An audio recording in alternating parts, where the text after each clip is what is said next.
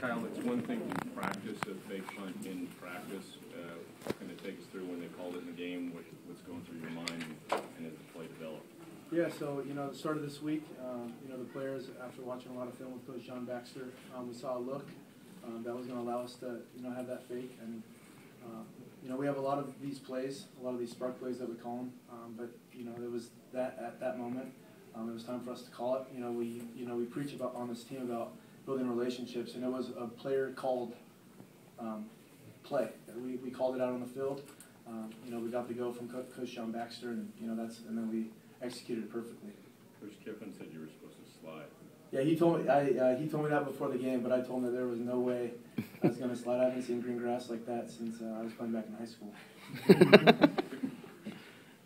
Kyle, you're a good numbers guy. Did you know you were going to run farther than you kicked your first punt? I didn't. I really didn't. But I just credit the 10 guys in front of me. I credit Christopher Poussin. I think a lot of the time he goes unnoticed, but he's an unbelievable snapper. And Ross Cumming getting us in the set, making the call because that was his decision. He was the one who said it was a go. Which one? Ross Cumming. Ross, was it? Yeah, but then the three guys in the shield, Rhett Ellison, Xavier Grimble, and Randall Telfer, those three blocks is what made it successful. Curtis, Coach Kiffin's talked about a home run threat in the backfield and trying to find that all season. Do you think that you answered that and showed him today that you could be that guy consistently? I just try to make plays. I mean, the guys in front of me, the O-line, the fullback, the tight ends, the quarterback, they make great blocks, so I got to make a great play. It seems most of your big runs the last couple of weeks have come off the left side behind Matt.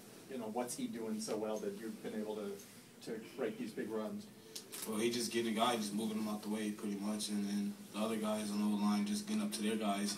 So I only have to beat one guy, and I'm pretty much beating that one guy every time. Marquise, Coach Kiffin said he might get in trouble for saying this, but today you look like the best player on the field. To hear that from your coach, you're a freshman, what is that even like? It's amazing, to hear the head coach say that, but it's still a thing to where it's like, now he says that, now you have to live up to it.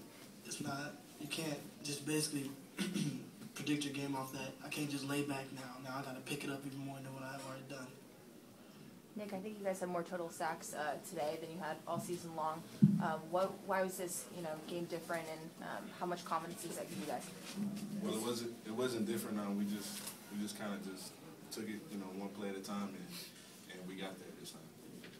Nick, has something changed there? I mean, earlier in the season, you guys publicly took a beating after a couple games about the way you guys are playing defensively. What has changed in that time? I think everybody is being more competitive, and we all compete every day in practice, and I think all of those things kind of showed up in the field today. Marquise, Kip said that you were sick yesterday. What happened? Did you have the flu or? I had a slight fever. I didn't want to sit out, so I called up the coaches and I just went to the doctor. That's really about it. You had IVs? Yeah, I had to get a couple IVs. And when did you get sick, and when did you get out of the hospital? Thursday night, going into Friday morning. No. How are you feeling now? I'm good. Nick, Kiffin was saying that if you look at the defense last year against Washington compared to where it is now, that it's a totally different defense, so much better. Why do you think? Where have you guys made the most growth over the last year or so? I think everybody has improved. We're a year better, and that's what good teams do is get better every year, and we're showing that. Anything else for these guys? Marquise, what did you see on that kickoff return? It looked like you were sort of caught in a scrum and then popped out the backside. Woody decided he had to he wasn't in the game, so I had to step in. The initial play was for Robert to catch the ball and go outside. The kicker kicked it short, of course. I grabbed it, tried to go straight. Nothing was there. And all I remember is Robert saying, go to the outside, go to the outside. And that's why I broke outside, and all the blocks was there, and I just continued to run. Did you get to see his block for you? Did you get to see Robert's block? No, but I heard he had a great one. I got to see Galippo block. He blocked like two dudes. I don't know.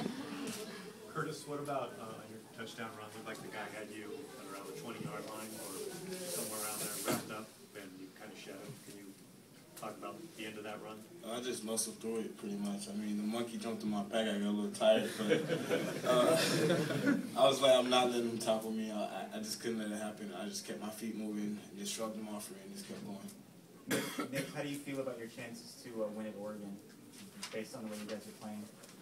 We performed well, and we're gonna take advantage of our opportunities in practice, and we're gonna work hard to get the W in Oregon. Curtis, similar, when you were recruited here, you remember seeing the big plays that these teams were doing when they were trying to get you here. Do you guys feel like you're taking a step in that direction? Obviously, it looked like that today. Yeah, I just think as a team we just stepping up the challenge to be a Trojan, and that's playing great football. I mean, that's what the fans want to see, so that's what we're trying to provide them every week. We're just getting better at it, pretty much. We're improving every day in practice. One last thing. Was it a tough decision to come here knowing that for the first year or, for 2 years that you wouldn't play in a postseason? No, me? Yeah, just I mean, when you're being recruited and you're having a great year and the team's having a good year, but was that a tough decision knowing that at all? Not necessarily. People always, I mean, as I was making my decision, people were like, oh, SC, they got the sanction, da. But that wasn't the point of the whole thing. You want to go where you can compete, I know SC had the great receivers, great DBs, so it's like, oh yeah, I want to go and compete while staying home. So but just because of the sanction, it wasn't nothing to me. Either way, I'm still going to get to play. Either way, you're still going to be on TV. It's not a big deal. Thank you, guys. Thanks.